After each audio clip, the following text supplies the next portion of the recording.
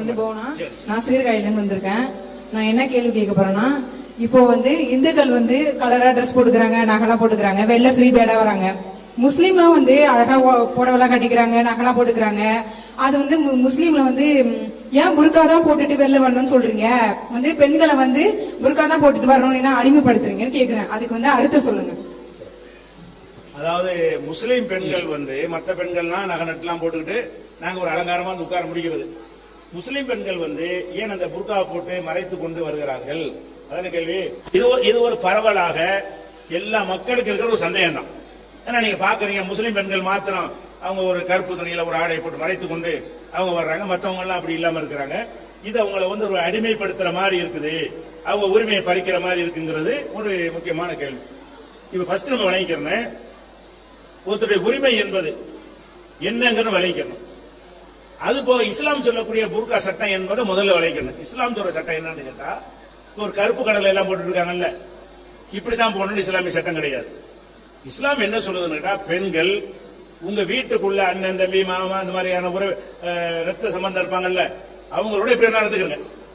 அவங்களோட இருக்கும்போது எல்லாத்தையும் மறைச்சிட்டு இருக்க தேவையில்லை. ஒரு சாதாரண ஒரு குடையில என்ன செய்யுங்க, கணவன் முன்னாடி, அண்ணனுக்கு முன்னாடி, தகப்பனுக்கு முன்னாடி, மகனுக்கு முன்னாடி எல்லாம் ஒரு பெண்கள் வந்து இயல்பாக இருந்து கொள்ளலாம். அவங்க அல்லாத மற்றவங்க மத்தியில வரும் பொழுது உங்களுடைய முகம் வெளியே தெரிகிற வகையில, கை தெரிகிற வகையில, மற்றதெல்லாம் மறைக்கிற வகையில் நீங்க வெளியில நடமாடுங்க. இவ்வளவுதான் சட்டம். கருப்பு கலர் வெள்ளை கலர்லாம் மேற்று கிடையாது. எந்த ஒரு ஆடையை வைத்துக் கொண்டு வேண்டாலும் இப்படி மறைத்துக் கொள்ளலாம். அவங்களுக்கு சட்டம் என்னன்னு கேட்டா, உங்களுடைய முகம் வெளியே தெரிகிற மாதிரி, முகத்தை மறைக்கிறாங்க இஸ்லாத்துல இல்ல, அது தப்பு. முகத்தை மறைத்துக் கொண்டு சில பேர் போறாங்கல்ல, அது எங்க மார்க்கத்துல தடுக்கப்பட்டது. நபிகள் காலத்துல அப்படி கிடையாது. ஒருத்தங்க போறாங்கன்னா யாருன்னு தெரியணும், இல்லாட்டி தப்பு தண்டா ரொம்ப நடக்கும். ஒரு ஆம்பளை கூட போட்டு போய் களவாண்டு போயிருவான், பொம்பளை மாதிரி போட்டு போய் திருடிட்டு போயிருவான். அதெல்லாம் பெரிய பெரியத்தை உண்டாக்கிறோம். அதனால முகத்தை மறைத்தல் என்பது விளங்காதவர்கள் செய்கிற ஒரு விஷயம். ஆனால் முகம், கை இது வந்து வெளியே தெரிகிற மாதிரி அவங்க என்ன செய்யலாம், நடமாடலாம், பொது வாழ்க்கைக்கு வரலாம், கடைக்கு போகலாம், சபைகளுக்கு வரலாம். அது எங்க மார்க்கத்தில் உள்ள சட்டம். அது மஞ்சள் கலரா இருக்கலாம், வெள்ளை கலரா இருக்கலாம். புர்கா என்று இல்லாம ஒரு சுடிதாரையே லூசான முறையில போட்டுக் கொண்டார்களே, ஆனால் அதுவும் புர்கா தான். சுடிதாரை அழகா லூசான முறையில ரொம்ப டைட்டா போய் இறுக்கமா அணிந்து அவங்களுடைய அந்த கனபரிமாணம் தெரிகிற வகையில் இருந்தா அது கூடாது. தவிர மற்றபடி எந்த ஒரு ஆடையை வைத்து வேண்டுமானாலும் அவங்க மறைத்துக் கொள்ளலாம். குறிப்பிட்ட ஒரு டிசைன், குறிப்பிட்ட ஒரு மாடல் என்பது ஆம்பளைங்க இருக்கிறீங்க, பலவிதமான ட்ரெஸ் போட்டிருக்கீங்கல்ல. ஒருத்தர் டி ஷர்ட் போட்டிருக்காரு, ஒருத்தர் ஃபுல் ஹேண்ட் போட்டிருக்காரு, ஒருத்தர் கைலி கொடுத்திருக்காரு, ஒரு வேட்டி போட்டிருக்காரு. இப்படிதான் மேட்ரு என்ன மறைக்கிறதா மேட்ரு. எந்த வகையான ஆடை அதே மாதிரி தான் பெண்களுக்கு இஸ்லாம் என்ன சொல்லுதுன்னு கேட்டா, நீங்க என்ன வேண்டாலும் போடுங்க, முகம் கையை தவிர மற்றதை வந்து அந்நிய ஆடவர்கள்னா இந்த உறவு இல்லாத, எந்த உறவு, அண்ணன் தம்பி, தகப்பன் மகன், அந்த மாதிரி உறவு இல்லாத மக்கள் மத்தியில நீங்க வந்து இந்த மாதிரி நடமாடுங்கள் என்று இஸ்லாம் சொல்லுகிறது. இது நல்லதா கெட்டதா பார்க்கணும். இதான் பார்க்கணும். எப்படி இதை பார்க்கறதுன்னு கேட்டா, ஆண்கள் பெண்கள் எடுத்துக்கொண்டீர்களேயானால் ஆண்களுடைய ரசனைன்னு ஒரு ரசனை இருக்குது, பெண்களுக்குன்னு ஒரு ரசனை இருக்குது. இப்ப ஆண்கள் வந்து எதையெல்லாம் ஒரு மாதிரியாக வக்கரமா பார்ப்பார்களோ அதுகளெல்லாம் மறைப்பதுதான் அந்த பெண்களுக்கு சரியான கண்ணியமா இருக்கும். இப்ப ஆண்கள் வந்து அந்த பார்வை எப்படி இருக்கு நீங்களே சொல்லுங்க. ஆண்கள் பெண்கள் ஆண்களை நீங்க அந்த மாதிரி பார்க்க மாட்டீங்க. ஆனா ஆம்பளை பொம்பளை ஒரு மாதிரியா பார்ப்பான். எப்படி எல்லாம் பார்ப்பான், ஒரு சேலை உடுத்திட்டு போறாங்கன்னு வைங்களேன், போகும்போது எப்படி சேலையை சரி செய்வாங்க பெண்கள். என்னன்னு பாத்தீங்கன்னா, ஒரு ஆம்பளை அந்த சைடுல பார்ப்பான். எதனால அப்படி பண்றாங்க, ஒரு ஆம்பளுடைய பார்வை வந்து வேற மாதிரி படுதுன்னு என்ன செய்வாங்க, தங்களை சுதாரித்துக் கொண்டு அவங்க செய்யறாங்க. அப்போ ஒரு ஆம்பளை வந்து என்ன செய்யறான்னு கேட்டா, பெண்களுடைய அவயவங்களை பார்த்து தன் மனைவி இல்லாம இருந்தும் கூட அதை ரசிக்கக்கூடியவனாக அதிகமானவர்கள் இருக்கிறார்கள். கொஞ்சம் பேர் விதிவிலக்கா இருப்பாங்க, அதிகமானவர்கள் இந்த மாதிரி தான் என்ன செய்யறாங்க, இருக்கிறாங்க. இதை வந்து நீங்க பார்க்கலாம். சினிமாக்கள்லாம் எடுக்கிறாங்க, சினிமாக்கள்ல வந்து பெண்களையும் காட்டணும், ஆண்களையும் காட்டணும். ஆண்களை வந்து பேண்ட் போட்டு சட்டை போட்டு காட்டுவோம். கதாநாயகன் எப்படி இருப்பாரு, ஃபுல் பேண்ட் போட்டிருப்பாரு, அப்ப சட்டையும் முழுசா போட்டிருப்பாரு. பொம்பளை எப்படி காட்டுவான்னு கேட்டா, அவளுக்கு தொப்புள் தெரியணும், தொட தெரியணும். ரெண்டு பேரும் ஒரு மனிதர்கள். ஆம்பளை எப்படி காட்டுறான்னு கேட்டா, முழு உடலோட காட்டுறான் அவனை. அந்த ஆம்பளைக்கு மூஞ்சி மட்டும் தான் தெரியுது, பெரும்பாலும் மூஞ்சி மட்டும் தான் தெரிகிறது, கை தெரிகிறது. பாக்கி எல்லாத்தையும் மறைச்சிட்டு கோட் சூட் போட்டு என்ன செய்யறாரு, கதாநாயகன் வர்றாரு. கதாநாயகன் எப்படி வர்றான்னு கேட்டா, மினி கவுன் போட்டு வர்றான். அப்ப தொடையெல்லாம் தெரியுது, நடுவுல தொப்புலாம் தெரிகிறது. இறுக்கமான ஒரு ஆடையை போட்டுக்கொண்டு என்ன செய்கிறா, வருகிறா. முதுகு பக்கம்லாம் தெரிகிறது. இந்த மாதிரி வர்றது இந்த படம் எடுக்கிறான். ஏன் அப்படி எடுக்கிறான்? இப்படி எடுத்தா தான் ஆம்பளைங்க வருவாங்கன்னு எடுக்கிறான். எதுக்கு எடுக்கிறான்? அப்படி உங்களை வச்சு தான் எடுக்கிறான். எதுக்காக எடுக்கிறான்? ஆம்பளைய ஜட்டியோட விட்டா ஒரு பொம்பளை வரமாட்டான், முழுசா போட்டுறாங்க. பொம்பளை இந்த மாதிரி காட்டினா தான் ஆம்பளை வருவானா. எதுக்காக வேண்டி அந்த பொம்பளை அவன் வீட்டு பொம்பளை அப்படி செய்வானா? செய்ய மாட்டாங்கிறான். இந்த நடிகைய கதாநாயகியவோ அல்லது துணை நடிகை என்ன மாதிரி காட்டுறான்னு கேட்டா ஒரு அரைகுறை ஆடையில காட்டுறான். அப்படி காட்டும் பொழுது அந்த படம் வந்து இளைஞர்களால் கவரப்படும், இளைஞர்கள் கூட்டம் பிச்சுக்கிட்டு போகும். அப்ப உங்களுடைய ரசனை வழங்குதா? இந்த சினிமாவை எடுப்பதில் இருந்து இதை காசாக்க முடியுது, அதை காசாக்க முடியல. பொம்பளையை தான் அப்படி காட்ட முடியுது. அப்ப பெண்களை ஆண்கள் ரசிக்கிறாங்க போய் அப்படி காட்டுறான். அப்ப அதுல என்ன வழங்கணும்? இதுல ஒரு நம்மள வந்து நம்ம உடம்புன்னு மட்டும் நிறுத்தக்கூடாது, இதை மத்தவன் எப்படி பாக்குறான் அதை வச்சு நம்ம தீர்மானம் பண்ணணும். இதை விட வந்து புளு பிலிம் எடுப்பாங்க, அதாவது நிர்வாண அந்த படம் எடுப்பாங்க. அந்த மாதிரி படங்கள் வந்து அடல்ட்ஸ் ஒன்லின்னு போட்டு தியேட்டர்ல என்ன செய்வாங்க, போடுவாங்க. அந்த படங்களுக்கு பொம்பளை போகவே மாட்டான், ஆம்பளை தான் போறான். இந்த அடல்ட்ஸ் ஒன்லி படம் போடுறான் பாருங்களேன், அந்த படத்தை சினிமாவை யாரு பாப்பான்னு கேட்டீங்கன்னா பொம்பளைங்க யார் வரீங்க, நீங்க நிர்வாணப்பை நின்றாலும் பொம்பளை ரசிக்க மாட்டாங்க, அவங்க அதெல்லாம் விரும்ப மாட்டாங்க. ஆம்பளை என்ன செய்யறான்னு கேட்டா அந்த மாதிரி படம்னு சொன்னா அப்படி நிக்கிறான். அப்ப இவனை வந்து கவர் பண்ணுவதற்காக பெண்களை நிர்வாணப்படுத்தி காட்டுறானா இல்லையா? அப்ப இவனுடைய தன்மை என்ன? ஆம்பளை தன்மை இந்த மாதிரி பெண்களை வந்து பார்த்து பார்த்து ரசிக்கிறதுல ஒரு அவனுக்கு ஒரு ஒரு விருப்பம் உள்ளவனாக படைக்கப்பட்டு இருக்கிறான். இதுதான் யதார்த்தமான விஷயம். அதை கவனத்தில் கொண்டு இஸ்லாம் என்ன சொல்லுதுன்னு கேட்டா, நீங்கள் வந்து முகம் தெரிகிறது நியாயம் இருக்குது, கை தெரிய நியாயம் இருக்கிறது, இதை தவிர மற்றது தெரிவதற்குள்ள நியாயம் என்ன? இப்ப நம்ம நாட்டில் நம்ம எடுத்துக்கிறோம், நாட்டில் மன்மோகன் சிங் பிரதமராக இருந்தார். அவற்றை நீங்க என்ன பாத்தீங்க? இவ்வளவுதான் பாப்பீங்க. தலைக்கு பெரிய தலப்பா மறைச்சிடுறாரு, இவ்வளவுதான் தெரியும், வெளியில கை தெரியும். இப்படி இருந்த ஒரு பிரதமர் ஆக முடியலையா? என்ன முன்னேற்றத்துக்கு தடையா இருந்துச்சு? அவர் அந்த மாதிரி நீங்க சொல்றீங்க உடம்பெல்லாம் திறந்து இருந்தா தான் அது அடிமைத்தனம் இல்லைங்கிறோம். இப்ப மன்மோகன் சிங் இந்த மாதிரி தானே இருந்தாரு, இருந்து கொண்டுதான் படிச்சாரு, இருந்து கொண்டுதான் பொருளாதார மேதையானாரு, இருந்து கொண்டுதான் உலக வங்கியில பணியாற்றினாரு, அப்படி இருந்து கொண்டுதான் நாட்டின் பிரதமர் ஆனாரு. பிரதமர் ஆவதற்கு அந்த உடை தடையாக இருந்ததா? தடையாக இருக்கல. அப்ப அந்த உடையை வந்து முகம் கையை தவிர மற்றதெல்லாம் மறைச்சு இருந்தால் கூட அவர் பிரதமர் ஆக முடிகிறத. சரி, ஒவ்வொரு ஆம்பளையும் எடுத்துக்கிறங்க, கருணாநிதி எடுத்துக்கிறங்க, இப்ப மோடி எடுத்துக்கிறங்க, அப்புறம் வாஜ்பாய் எடுத்துக்கிறங்க, ராகுல் காந்தி, எல்லாருடைய ஆடை என்னவா இருக்கிறது?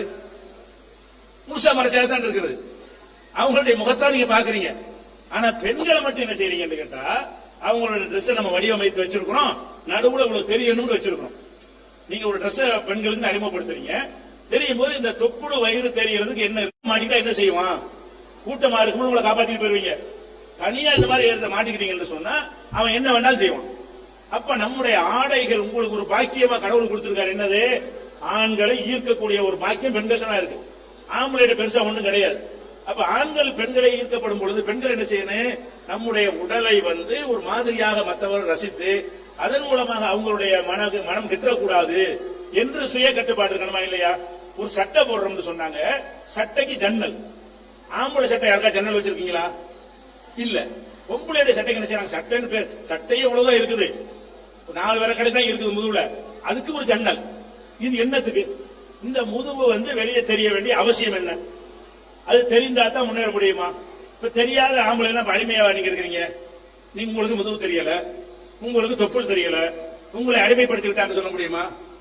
அடிமைப்படுத்தல, முகம் தான் தெரியுது. 50 பேருக்கு முகம் தான் தெரியும், எனக்கு முகம் தான் தெரியுது, என் முகத்தான் நீங்க பாக்குறீங்க, என் கையை தான் பாக்குறீங்க. இதனால நான் அடிமையா?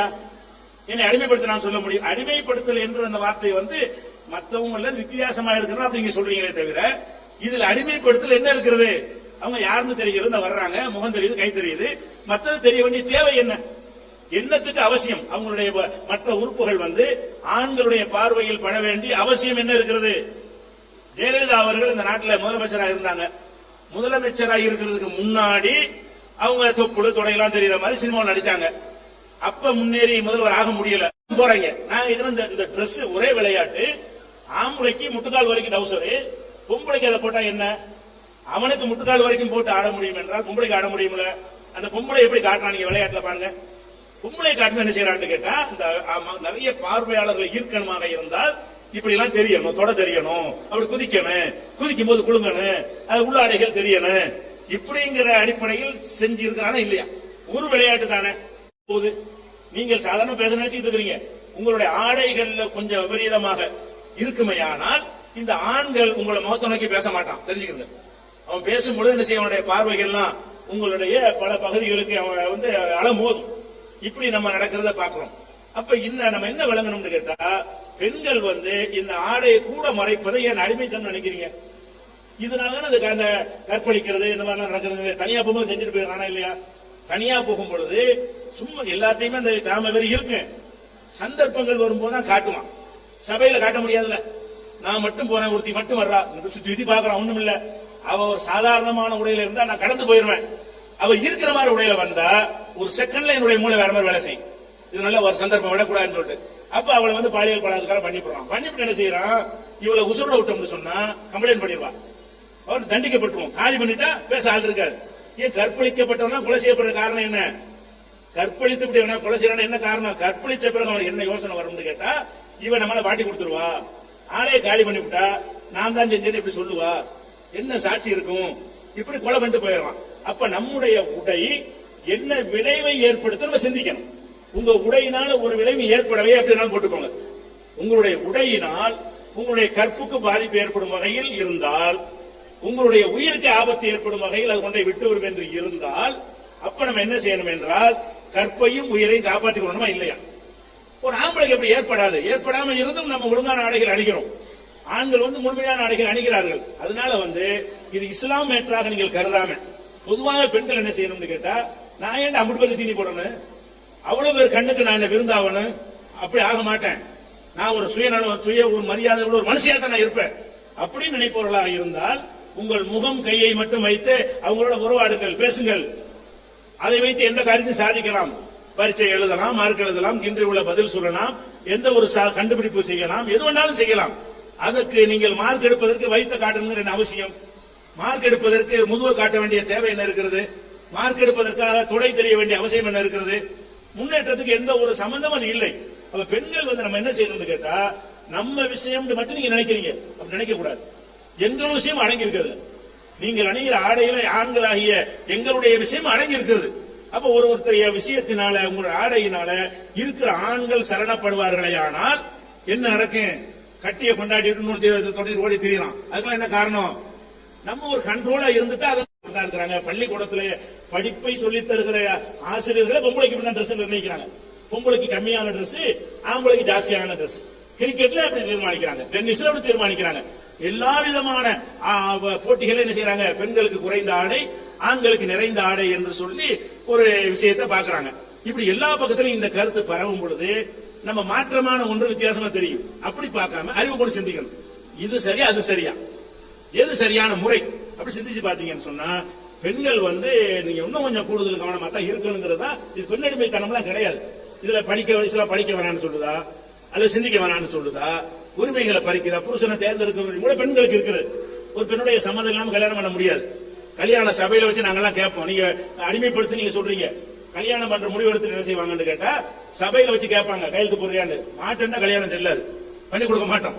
அந்த பெண்ணு மாட்டேன்டால்னா அந்த பெண்ணுக்கு பிடிக்காத ஒருத்தனை எங்க சமுதாயத்தில் கல்யாணம் பண்ண வைக்க முடியாது. இதுக்கு மேல என்ன உரிமை வேணும்? திருமண வாழ்க்கையை தேர்ந்தெடுக்கிற உரிமை, படிக்கிற உரிமை, சிந்திக்கிற உரிமை, எல்லா உரிமையும் இருக்கிறது. அதுக்கு இந்த பொறுக்காங்கிற காரணம் காட்டக்கூடாது. அது வந்து உரிமையை பறிக்கிற ட்ரெஸ் கிடையாது. அதுல வந்து தெளிவாக்கணும். இந்த முகத்தை மறைத்தல் சொன்னா அது பிற்போக்குத்தனம், அது மட்டும் மார்க்க தடை இருக்கு. அது வைக்கிறது. இதுல இஸ்லாம் பெண்களின் உரிமையை பறிக்கிறதாண்டு ஒரு புத்தகத்துல விரிவாக இதை பத்தி எழுதியிருக்கிறோம். அந்த புத்தகம் கொடுத்துருக்கோம்.